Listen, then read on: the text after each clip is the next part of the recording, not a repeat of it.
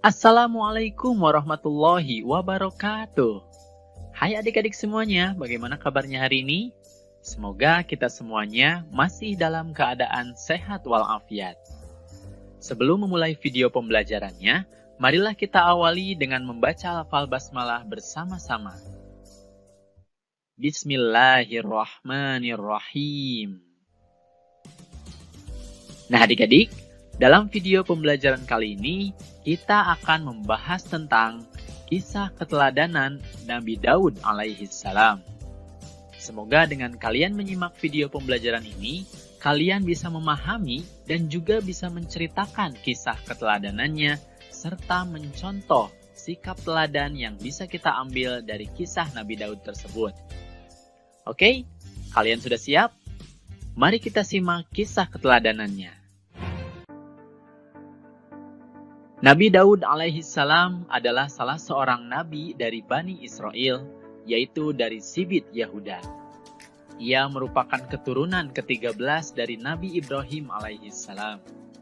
Nabi Daud alaihissalam hidup pada masa Raja Talut yang beriman dan Raja Jalut yang kafir. Ketika Nabi Daud masih kecil, terjadilah peperangan antara tentara Talut yang beriman dan tentara Jalut yang kafir. Namun, meskipun masih kecil, Nabi Daud alaihissalam ikut serta menjadi salah satu tentara Raja Talut. Di tengah perjalanan yang panjang menuju peperangan, Raja Talut mengistirahatkan tentaranya di tepian sungai. Akan tetapi, Raja Talut memerintahkan untuk tidak berlebihan dalam meminum air. Dan Raja Talut menyampaikan jika melanggarnya, maka dia bukanlah pengikutnya lagi. Akan tetapi, karena kondisi yang sangat haus, tentaranya lupa akan perintah itu dan banyak yang berlebihan dalam meminum air, bahkan hingga mandi di sana. Kecuali Daud dan sedikit tentara yang tetap teguh menjalankan perintah Raja Talut. Akhirnya, Raja Talut melanjutkan perjalanan bersama sedikit tentaranya dan meninggalkan tentara-tentara yang melanggar perintahnya. Lalu, tibalah saatnya peperangan dengan Raja Jalut yang kafir. Kondisi tentara Raja Talut yang kehausan ternyata menjadikan semangatnya semakin berkobar. Sehingga atas izin Allah Subhanahu wa Ta'ala, mereka dapat mengalahkan bala tentara Raja Jalut yang kafir. Dan tentara yang berhasil mengalahkan Raja Jalut tidak lain adalah Nabi Daud alaihissalam sewaktu kecil. Dengan ketapel miliknya, Nabi Daud alaihissalam berhasil mengalahkan raja yang bertubuh besar itu. Bismillahirrahmanirrahim. Mereka, tentara Talut, mengalahkan tentara Jalut dengan izin Allah, dan dalam peperangan itu, Daud membunuh Jalut. Quran Surat Al-Baqarah ayat 251.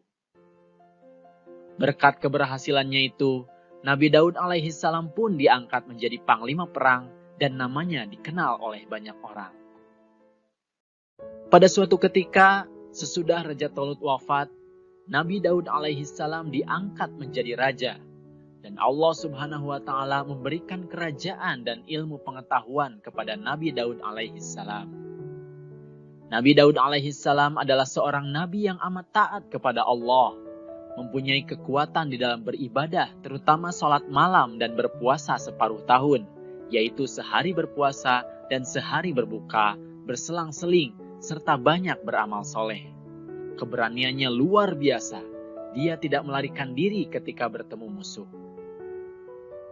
Kemudian Allah Subhanahu wa Ta'ala mengangkatnya menjadi rasul dan memberikan karunia yang agung, yaitu kitab Zabur. Bismillahirrahmanirrahim. Dan Tuhanmu lebih mengetahui siapa yang ada di langit dan di bumi. Dan sesungguhnya telah kami lebihkan sebagian nabi-nabi itu atas sebagian yang lain. Dan kami berikan Zabur kepada Daud. Quran Surat Al-Isra ayat 55. Kitab Zabur adalah salah satu mukjizat bagi Nabi Daud alaihissalam.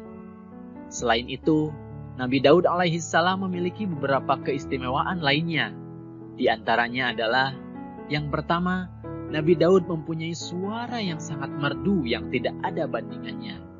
Apabila ia bertasbih dengan bernyanyi melakukan isi kitab Zabur, maka gunung-gunung dan burung-burung ikut bertasbih bersama Nabi Daud alaihissalam. Yang kedua, Nabi Daud alaihissalam dapat melunakkan besi seperti lilin. Kemudian ia dapat mengubah-ubah bentuk besi itu tanpa memerlukan api atau peralatan apapun. Dari besi itu, ia dapat membuat baju besi yang dikukuhkan dengan tenunan dari bulatan-bulatan rantai yang saling menjalin secara berkesinambungan. Jenis baju ini membuat pemakainya lebih bebas bergerak karena tidak kaku seperti baju besi biasa yang dibuat dari besi lembaran.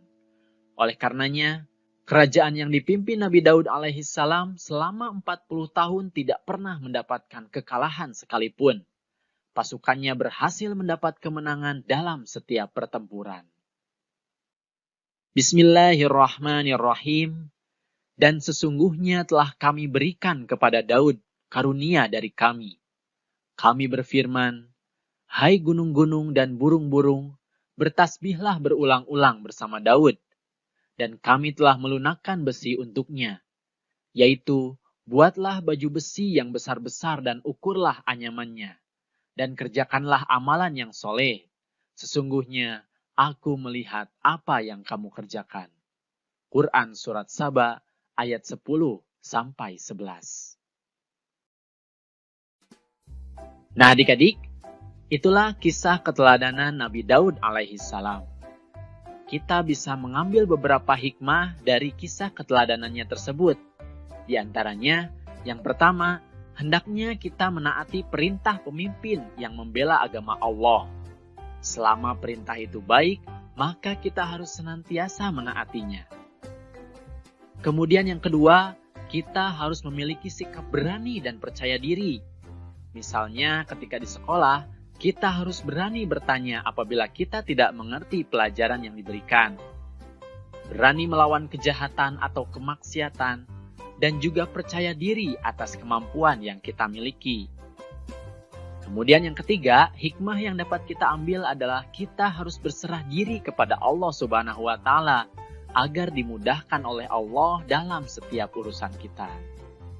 Kemudian yang keempat, kita harus senantiasa bertasbih dan bersyukur kepada Allah Subhanahu wa Ta'ala atas segala nikmat yang telah Allah berikan kepada kita. Nah, itulah adik-adik kisah keteladanan Nabi Daud alaihissalam. Semoga kalian bisa memahaminya dan juga bisa menceritakan sifat terpuji dari kisah keteladanannya tersebut. Terutama, kalian juga harus bisa mencontohkan sifat-sifat terpuji yang ditunjukkan oleh Nabi Daud alaihissalam. Oke adik-adik, itu saja video pembelajaran yang bisa kakak sampaikan. Jangan lupa like dan subscribe video ini, kemudian aktifkan tanda loncengnya supaya kamu mendapatkan informasi yang terbaru ya. Jika ada yang ditanyakan, silahkan komentar di bawah ini ya. Oke, terima kasih atas perhatiannya dan mohon maaf apabila ada kesalahan. Billahi taufiq wal hidayah. Wassalamualaikum warahmatullahi wabarakatuh.